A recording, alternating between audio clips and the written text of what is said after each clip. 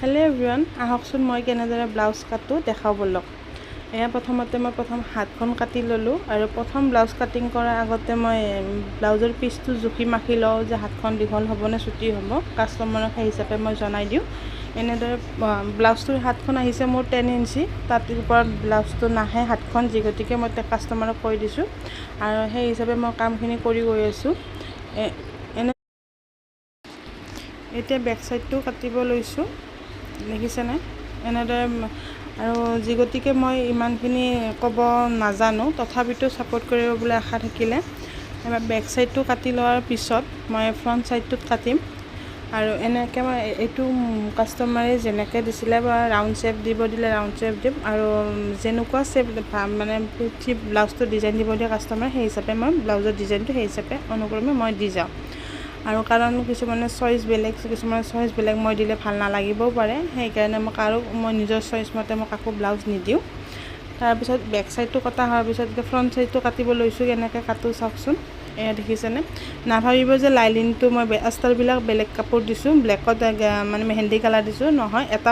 এটা ফিটিঙৰে এটা কাষ্টমাৰ দুটা ব্লাউজ দিছে, যি গতিকে একে জোখতে মই কাটি লৈছোঁ ব্লাউজটো। সেইকাৰণে হয়তো লাইলিনটো মানে ওলাট পালাট হৈছে বস্তুটো, মানে তলৰ ফালে ব্লেক কালাৰ আছে, ওপৰৰ ফালে মেহেন্দি কালাৰটো আছে। এনেদৰে মই ব্লাউজ কাটি লৈছোঁ। আৰু কাটা হোৱাৰ পিছত মই বস্তুখিনি দেখিছেনে মই কেনেদৰে কাটিছোঁ। আৰু সকলোৰে হয়তো কাটাৰ চিষ্টেম বা পদ্ধতিটো অলপ বেলেগ বেলেগ হ'ব পাৰে, সেইটো মই নাজানো। মই যেনেদৰে শিকিছিলোঁ বা সেনেকৈ মই কাটি আছোঁ। আৰু আগলৈকে কিমানখিনি কৰিব পাৰোঁ নাজানো। আৰু আজি বহুত বছৰে হ'ল কামটোৰ লগত জড়িত, আৰু যি গতিকে কামটো এটা মোৰ কৰ্ম, কামটো কৰি যাবই লাগিব। যিকোনো কামেই নহওক কিয় কৰিবই লাগিব, কাৰো ওপৰত ডিপেণ্ড কৰিব নালাগে, সেইটোৱে মই জানো। আৰু নিজে কষ্ট কৰা টকা 1 টকাই হওক বহুত মানে মূল্য, আৰু সেইটোৱে। আৰু মা দেউতাৰো টকাও মূল্য আছে, সেইটো নকওঁ যে মূল্য নাই, সকলোৰে মূল্য টকা, কাৰণ চবেই কষ্ট কৰি উপাৰ্জন কৰে। এনেদৰে ব্লাউজটো কটাৰ পিছত মই মানে গ্ৰীণ কালাৰ মানে মেহেন্দি কালাৰৰ লগত থ'লোঁ, আৰু ব্লেক কালাৰৰ লগত মই ৰাখি দিলোঁ।